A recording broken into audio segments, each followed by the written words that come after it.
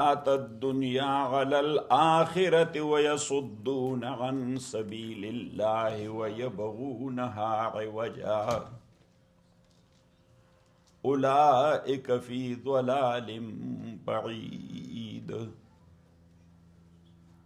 وما أرسلنا من رسول إلا بلسان قومه ليبين لهم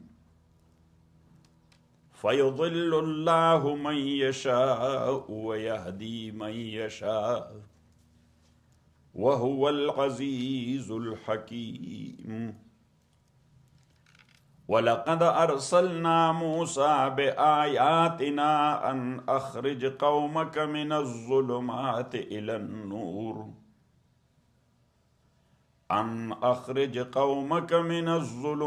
إِلَى النُّورِ وَذَكِّرْهُمْ بِأَيَّامِ اللَّهِ إِنَّ فِي ذَلِكَ لَآيَاتٍ لِكُلِّ صَبَّارٍ شَكُورٍ وَإِذْ قَالَ مُوسَى لِقَوْمِهِ اذْكُرُوا نِعْمَةَ اللَّهِ عَلَيْكُمْ إِذْ أَنْجَاكُمْ مِنْ آلِ فِرْعَوْنَ يَسُومُونَكُمْ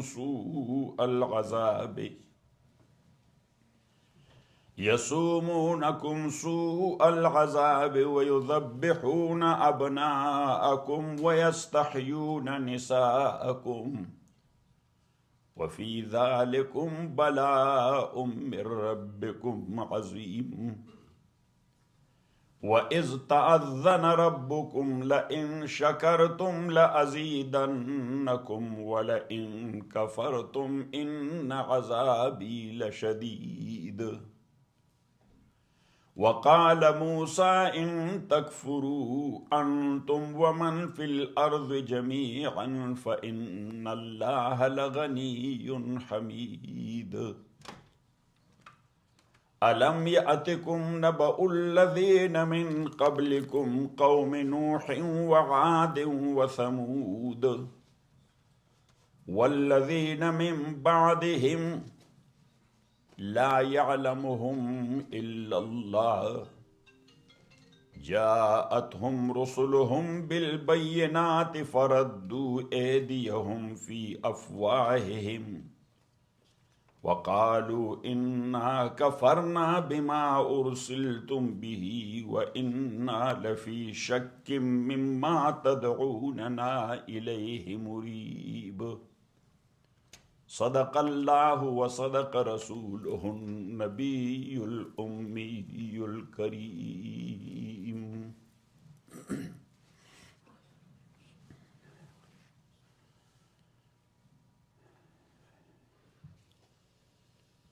My dear respected brothers and sisters in Islam,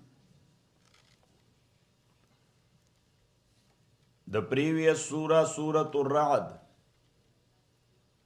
the last ayah said, وَيَقُولُ الَّذِينَ كَفَرُوا لَسْتَ مُرْسَلًا, that the kuffar and disbeliever, they say to you, O Muhammad sallallahu alayhi wasallam, you are not a messenger.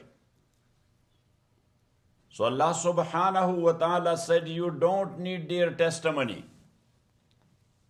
Tell them, kafa billahi shahidan baini wa bainakum wa man indahu ilmul kitab. Allah subhanahu wa ta'ala is sufficient a witness that He says that you are my messenger. So now the connection and irtibat of this surah, Surah to Ibrahim, which I started today, the connection is that in the very beginning Allah subhanahu wa ta'ala says that we have sent down to you the book, which means that you are a messenger. So thus, this surah is connected with Surah Ar-Ra'd. And again, it started with muqatta'at. The book of Allah subhanahu wa ta'ala, for academic purpose and interpretation, we classify its ayat in different ways to make the people to understand. So one classification is that ayat of Quran are of three types. One we call it muhkamat. The second one we call it mutashabihat. And the third one we call it muqatta'at. So regarding its understanding, muhkamat are those ayat where the meaning and the sense both, sense mean application, where the meaning and application both are known to whom? To one who knows literary Arabic language, not Arabic language, literary Arabic language, which is used in literature. So he knows the meaning and he knows the sense of that ayah that is called muhkam. For that ayah, he is in no need of a teacher. But the second one, that is mutashabihat. Mutashabihat has more than one meaning, literally. Number one, the doubted one. There is no doubt in the ayat of Quran. Number two, the resemble one. All the ayat of Quran, they have resemblance with one another. And the third, the confusing one. This is meant here. That the ayat, which are confusing in a sense, that the meaning is known to one who knows literary language. But for sense and application, he is bound to approach a proper alim of Quran and Sunnah, who knows all about Quran and Sunnah. Then he can explain and interpret it in a proper way, how it to be applied. Otherwise, there is ayah in Quran, وَمَنْ كَانَ فِي هَذِهِ أَعْمَى فَهُوَ فِي الْآخِرَةِ أَعْمَى. This is a confusing ayah. What it means? Whosoever is a blind here in this world, he will be blind in the hereafter. Does it make sense to you? That why? What crime he has done? He did not have eyes here. He will not be having it there in the hereafter. Got it? So this is a confusing ayah. You have to approach a alim that what it means. So he will tell you that the one who made himself blind from the deen of Allah, he is not looking it. He will be blind there in the hereafter. And thus, he would be thrown there in the hellfire. Got it? And number three, the muqatta'at, where neither the meaning is known to anybody, nor the sense and application. And that's why the mutaqaddimin, they say, Allahu a'lamu bi muradihi bizalika. Alif lam mim, alif lam ra, alif lam mim ra, ha mim ain sin qaf, kaf ha ya ain sad, in the beginning of 29 surahs. How many? 29 surahs. Actually, the alphabets in Arabic language, how many? 28. Yes, that's right. 28. So now, but 29 also. Because there is one thing which is called alif, and the other thing is called hamza alif. So thus that is 29. So this is not a coincidence. There's another miracle of Quran, that on 29 surahs in the beginning, the muqatta'at are there. But these muqatta'at which are there in the beginning of surah, if you will calculate it, so these are 14 in number, half of the alphabet. So all these things are not coincidence. What is this? Miracle. What is this? This is a miracle. Half of the alphabet in 29 surahs, which is the whole and entire number of the alphabets in Arabic language. Now, regarding muqatta'at, as I told you, Allahu a'lamu bi muradihi bi zalika. Allah knows very well what he meant with. But the secondary meaning, or can be, as we say, can be. It can be. Its meaning can be. So we call it tawil. What we call it? Tawil. So it's not tafsir. And thus, every alim, since the time of Sahaba, Ridwanullahi alayhim ajma'in, they used to give this tawil interpretation to these muqatta'at, but keeping in view the surah concerned and its subjects and themes as well. Like, let me tell you, Suratul Baqarah, it starts with what? Alif Lam Mim. Alif Lam Mim. You have to stretch it. Alif Lam Mim. So now, Alif Lam Mim muqatta'at. But Ibn Abbas says, radiyallahu ta'ala anh, that it has more than one meaning, ta'wil, not tafsir.